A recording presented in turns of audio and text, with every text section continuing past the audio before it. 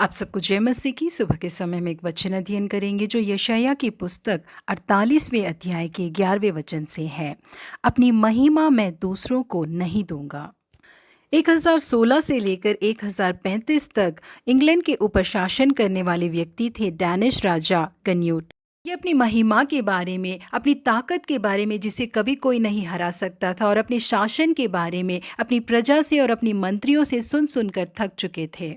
एक दिन उन्होंने आदेश दिया कि उनके सिंहासन को लाकर समंदर किनारे लगाया जाए। उन्होंने समंदर की लहरों की ओर बहुत ही ध्यान से देखा और अपनी गंभीर आवाज में उसे आदेश दिया कि हे समंदर की लहरों, तुम मेरे नजदीक आकर मेरे पांव को बिल्कुल मत भिगोना।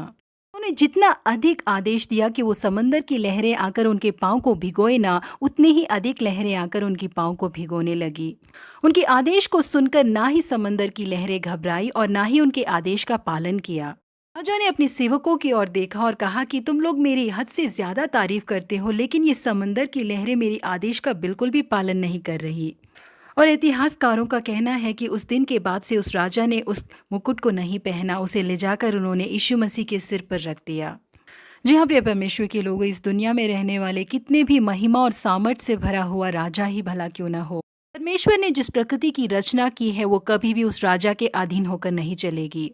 इस दुनिया में रहने वाले लोगों के पास बहुत सारा अधिकार है, समझकर उनके सामने झुककर हमें उनकी स्तुति नहीं करनी चाहिए, क्योंकि सारे ब्रह्मांड की रचना करने वाले परमेश्वर ही सारे स्तुति, आराधना और महिमा के योग्य है।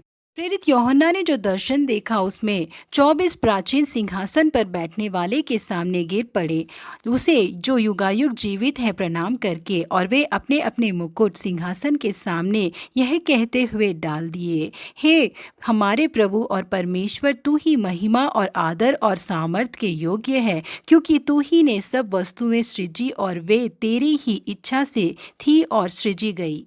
जी हाँ, प्रिय परमेश्वर के लोगों, हमारे परमेश्वर ने ही पूरी सृष्टि की रचना की है। ये सर्व सृष्टि के परमेश्वर है, इसीलिए सारा आदर, महिमा, स्तुति, प्रशंसा केवल उन्हीं को मिलना चाहिए।